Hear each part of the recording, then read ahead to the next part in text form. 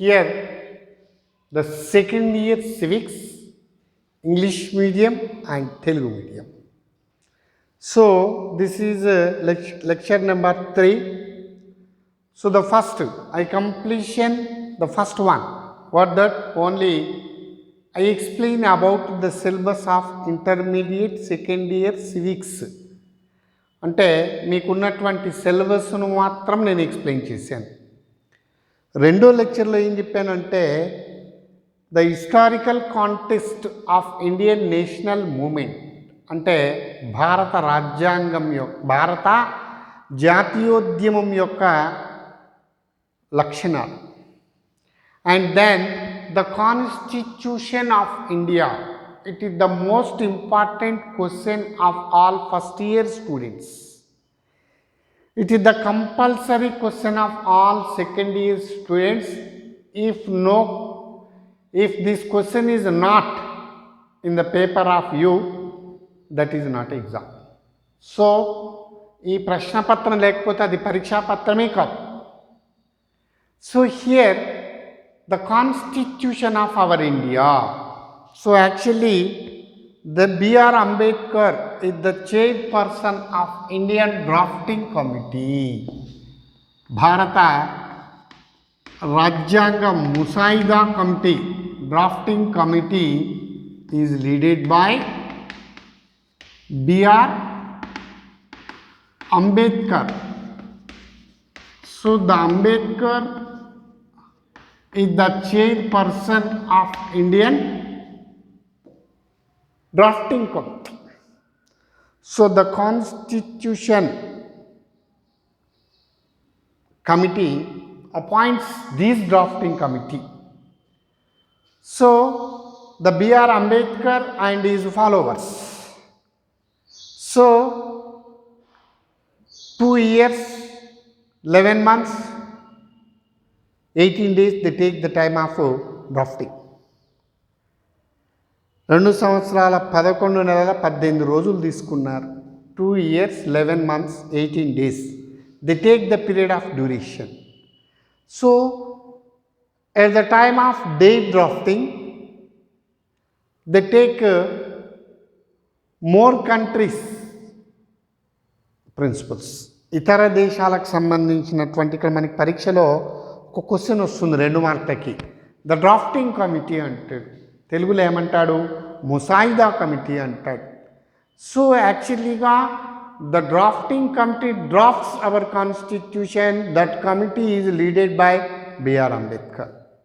భారత రాజ్యాంగ ముసాయిదా కమిటీకి అధ్యక్షుడు ఎవరంటే B R Ambedkar. So the very compulsory question of 2 marks ఆయి. సో బాబు తెలుగు మీడియమే ఇంగ్లీష్ మీడియం ఉన్నారు, మీ దగ్గర చాలా డల్లర్స్ ఉన్నారు, మీ దగ్గర కూడా నాకు తెలుసు మీ నాలెడ్జ్ అంతా కూడా. కాబట్టి మీరు ఇక్కడ నేను పాయింట్స్ వైజ్గా రాశాను. ఇక్కడ తెలుగు మీడియం పైన, ఇంగ్లీష్ మీడియం పైన, తెలుగు మీడియం కింద, ఇట్లా మీ అందరికీ నేను మీరు అర్థమయ్యే రీతిలో రాశాను. ఇక్కడ తెలుగులో కూడా రాజ్యాంగ లక్షణాలు అన్నాను, కంపల్సరీ క్వశ్చన్ అన్నాను. ఇంగ్లీష్లో ఏమంటాం, silent features of Indian constitution. So it is the compulsory question. In before the 2 marks question, one is important. What the question of that? The drafting committee of Indian Constitution. So drafting అంటే they draft the constitution. దీన్ని ముసాయిదా అంటాం, ముసాయిదా committee అంటాం. దీనికి అధ్యక్షుడు ఎవరు, అంబేద్కర్ అధ్యక్షతన this drafting committee appoints. So they take the duration. వాళ్ళు ఎంతకాలం తీసుకున్నారు రాజ్యాంగం రచించడానికి? 2 years, 11 months, 18 days. So this is the drafting committee. Okay, the compulsory question. So here the most important question of all second years, both media, Telugu and English, the very important question is the compulsory question of you. The first one is written constitution. తెలుగులో ఏమన్నాము, లిఖిత రాజ్యాంగము అన్నా. And then the India is a sovereign socialist secular republic. సార్వభౌమాధికార లౌకిక గణతంత్ర ప్రజాస్వామ్య రాజ్యము అన్నాం. And then the combination of rigidity and flexibility. భారత రాజ్యాంగము దృఢ అదృఢాల కలయిక. Indian constitution is combination of rigid and flexibility. దృఢ అదృఢ కలయిక. Unitary and federal features. ఏకకేంద్ర సమాఖ్య లక్షణాలు ఉన్నాయి. అంటే ఏకకేంద్ర సమాఖ్య రెండు లక్షణాలు ఉన్నాయి. Okay. And then the parliamentary government. ఇక్కడ Indian government system is parliamentary government system according to constitution. రాజ్యాంగ ప్రకారము భారతదేశం అనేది పార్లమెంటరీ ప్రభుత్వం కలిగినటువంటిది. And then the independent judiciary. The department of judiciary role is independent role. స్వతంత్ర న్యాయశాఖ అన్నాం.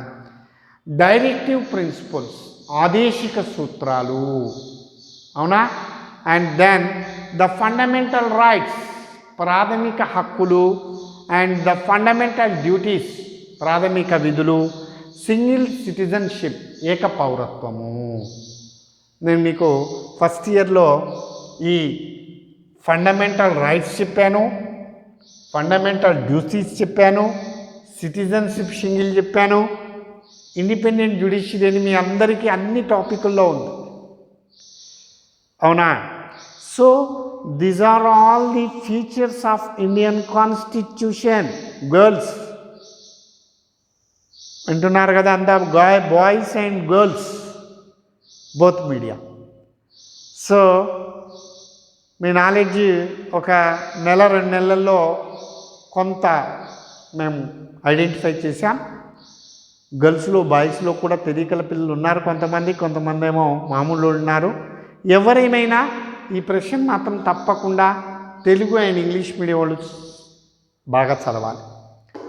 ఎస్, దీంట్లో I explain about these today. The very important question, the compulsory question of all second year students. Yes, the written constitution. మీ అందరికి కూడా తెలుసు భారత రాజ్యాంగము లిఖిత రాజ్యాంగము అన్నాం. So the 22 parts in our Indian constitution. So 12 schedules in our constitution. 450 above articles in our Indian constitution. So it is the biggest written constitution. నేను మీకు first ఇయర్లో చెప్పాను. The constitution, how many kinds to the side of constitution? 4 kinds. The one is written. India is the best example. And another is unwritten. The Britain is the best example. అంటే లిఖిత రాజ్యాంగము అలిఖిత రాజ్యాంగము. Rigid constitution దృఢ రాజ్యాంగము అన్నాను. దానికి ఉదాహరణ ఏం తీసుకున్నాం మనం? అమెరికాను తీసుకున్నాం. సో దృఢ means strong constitution like equal to boost. And then the flexible constitution means weak constitution. So our weak means బలహీనమైన కాన్స్టిట్యూషన్. దీనికి ఎగ్జాంపుల్ ఏం చెప్పాను మీకు ఫస్ట్ ఇయర్లో? బ్రిటన్ చెప్పాను. Okay. Written India, unwritten Britain, rigid America, flexible Britain. So Indian constitution is between rigid and flexible. భారత రాజ్యాంగము దృఢ అదృఢాల కలయిక అని నేను మీకు ఇక్కడ చెప్తాను కూడా. So the Indian constitution is biggest written constitution. భారత రాజ్యాంగము అతిపెద్ద లిఖిత రాజ్యాంగం. నేను ఇప్పుడే మీకు చెప్పాను 22 భాగాలు ఉన్నాయి మన కాన్స్టిట్యూషన్లో. 12 షెడ్యూల్స్ ఉన్నాయి మన కాన్స్టిట్యూషన్లో. తర్వాత 451 అబోవ్ నాట్ కరెక్ట్ ఆర్టికల్స్ ఉన్నాయి. So it is the biggest written constitution of the world. ప్రపంచంలో అత్యున్నత పెద్ద లిఖిత రాజ్యాంగం ఏంటంటే Indian constitution. Written and detailed constitution. డీటెయిల్డ్గా ఉంటాయి. Part 1, part 2 chapter 1, chapter 2, chapter 2 లాగా 22 చాప్టర్లలో క్లియర్గా డీటెయిల్డ్గా all matters are all neatly mention in part wise. So that return and ఇక అర్థమైపోయింది మీకు. లిఖిత రాజ్యాంగము అన్నాను. లిఖించబడిన రాజ్యాంగాన్ని ఏమంటాం ఇక్కడ? లిఖిత రాజ్యాంగము. డీటెయిల్ వివరణాత్మకమైనటువంటి రాజ్యాంగం కూడా written and detailed constitution is Indian constitution. Okay, right. And then India is a sovereign, socialist, secular, democratic. తెలుగులో సార్వభౌమ,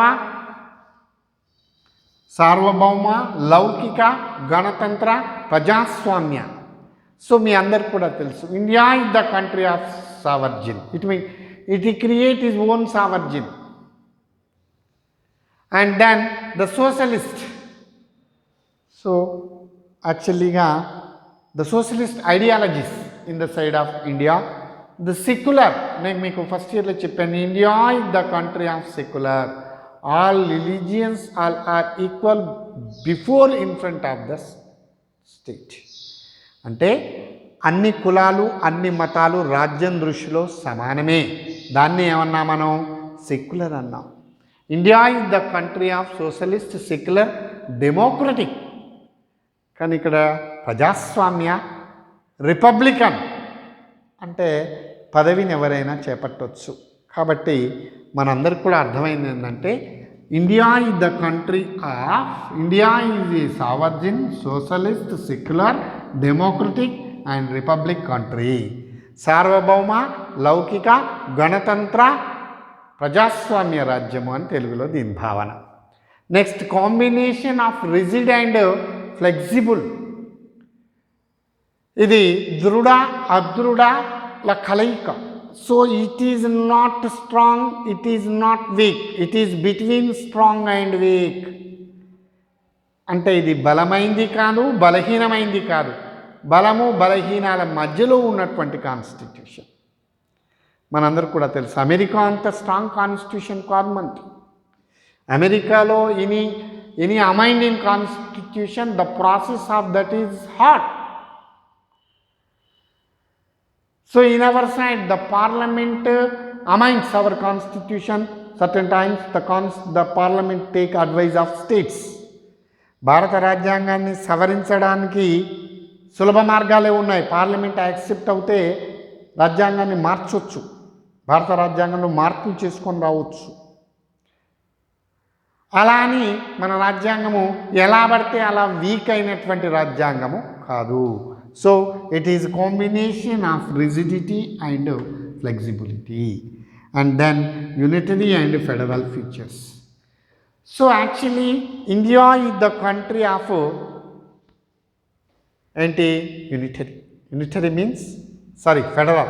India is the country of federal. Federal means samakhya. Unitary means ఏకకేంద్ర. నేను మీకు ఫస్ట్ ఇయర్లో చెప్పాను ఇది. ఏం చెప్పాను మీ అందరికీ? So the governments have 4 kinds: unitary government, federal government, parliamentary government, presidential government. ఏకకేంద్ర, సమాఖ్య, పార్లమెంటరీ, అధ్యక్ష తరహా. ఈ 4 kinds ఉన్నాయి మనకున్నటువంటి ప్రభుత్వాలు. ఇందులో single government unitary government. For example Britain. So which state have less population? That country likes the unitary government system, like Italy, Britain. These countries are best example of unitary. So the federal system. So here states.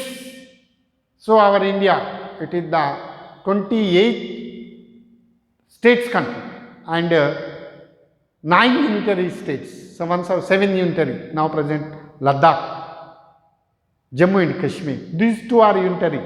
So 9 union territory states, 28 states in our Indian side. So it is the big federal government, పెద్ద సమాఖ్య ప్రభుత్వం. So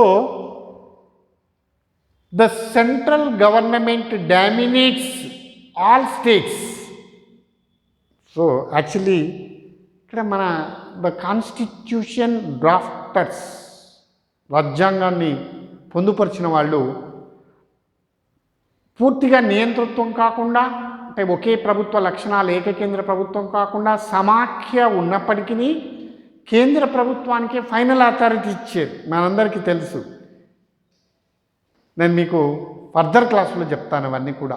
కాబట్టి ఇక్కడ ఏంటంటే unitary and federal features, ఏకకేంద్ర, సమాఖ్య parliament. So here ఇది పడుతుంది. The parliamentary governments means, so the legislatures depends on executives, the executives depends on legislatures. This government style is parliamentary government style. అంటే శాసన సభలు కార్యనిర్వాహక వర్గం మీద ఆధారపడతాయి, కార్యనిర్వాహక వర్గం కూడా శాసనసభ మీద ఆధారపడుతుంది. దీన్ని ఏమంటాం మనం? పార్లమెంటరీ గవర్నమెంట్ అంటాం. So here the two types of executives, the one is nominal executive, the second is real executive. Who is nominal executive? The President of India is a nominal executive here, అంటే నామమాత్రపు అధికారాలు కలిగి ఉంటాడు. Who is real executive? The Prime Minister and his ministry. Those are all real executives. So here the legislatures depends on executives, the executives depends on legislatures. అంటే శాసనసభలు కార్యనిర్వాహక వర్గం మీద, కార్యనిర్వాహక వర్గం శాసనసభ మీద డిపెండ్ అయితే దాన్ని ఏమంటాం అంటే పార్లమెంటరీ గవర్నమెంట్ అంట. So our constitution makers take this parliamentary system from Britain. మీ అందరికీ తెలుసు, the mother of parliament, the title of Britain parliament is mother of parliament. Parliamentary సిస్టానికి పునాది ఏంటంటే బ్రిటనే. అందుకే the title of Britain parliament ఏమంటాం? మదర్ ఆఫ్ పార్లమెంట్ అంటాం. The parliamentary system taken from Britain. అంతే మీకు అర్థమైంది కదా క్లియర్గా. ఇక్కడ నేను చెప్పేది భారతదేశాన్ని ఏ ప్రభుత్వం అంటాం మనం? పార్లమెంటరీ ప్రభుత్వం అంటాం. ఇంగ్లాండ్ కూడా ఏ ప్రభుత్వం ఉంది? పార్లమెంటరీ ప్రభుత్వం ఉంది. పాకిస్తాన్లో కూడా పార్లమెంటరీ ప్రభుత్వం ఉంది. నేపాల్లో కూడా పార్లమెంటరీ ప్రభుత్వం ఉంది.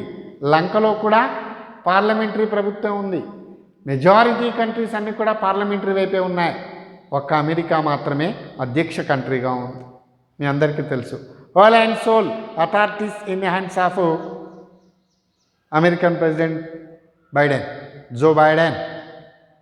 So now present 76 years old man. So now present his lookings are not 76.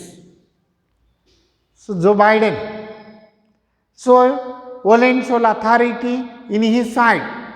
He is President of America. His government is presidential government. Our Indian government is two types of executives. One is nominal and another is real. So this system is called parliamentary government system. మీకు అర్థమై ఉంటుంది. And then the independent judiciary. మీ అందరు కూడా తెలుసు. The Department of Judiciary maintained his independentary role. మనం first ఇయర్లో చదువుకున్నాం. So the Department of Judiciary narrates independent role in his level. So the Indian judiciary is maintained independently. స్వతంత్ర న్యాయశాఖ. న్యాయం అనేది ఎవరికి చుట్టం కాదు, ఇది ఎవరికి కూడా భయపడదు. Okay. And then the directive principles of state policy. మీ అందరికీ తెలుసు అనుకుంటాను నేను.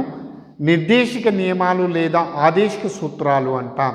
In our Indian Constitution Part 4 says about these directive principles taken from Irish Constitution. ఈ నిర్దేశిక నియమాలను ఎక్కడి నుంచి తీసుకున్నాం మనం?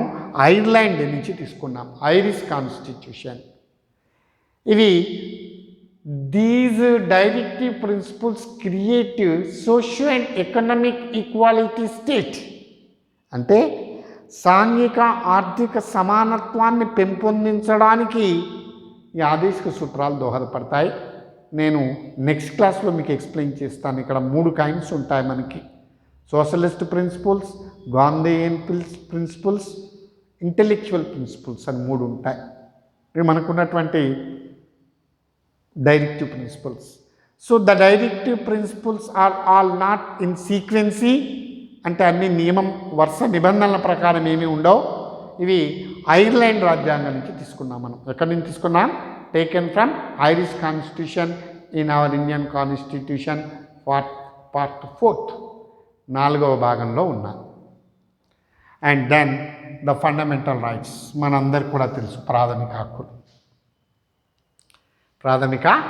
హక్కులు. యాక్చువల్గా మీ అందరికి కూడా తెలుసు, every citizen of India have 6 fundamental rights for in his side: right to equality, right to freedom, right against exploitation, right to religion, right to culture and education, right to constitutional remedies. అంటే సమానత్వ హక్కు, స్వాతంత్ర హక్కు, పీడనాన్ని నిరోధించే హక్కు, మత స్వాతంత్ర హక్కు, సాంస్కృతిక విద్యా విషయకపు హక్కు, రాజ్యాంగ పరిహారపు హక్కు అని మనకి ఫండమెంటల్ రైట్స్ 3rd పార్ట్లో article 12 to 35 says about these fundamental rights. మన రాజ్యాంగంలో ప్రాథమిక హక్కులు. అండ్ నెక్స్ట్ ఫండమెంటల్ డ్యూటీస్, ప్రాథమిక విధులు అంట. Where the rights there is duties.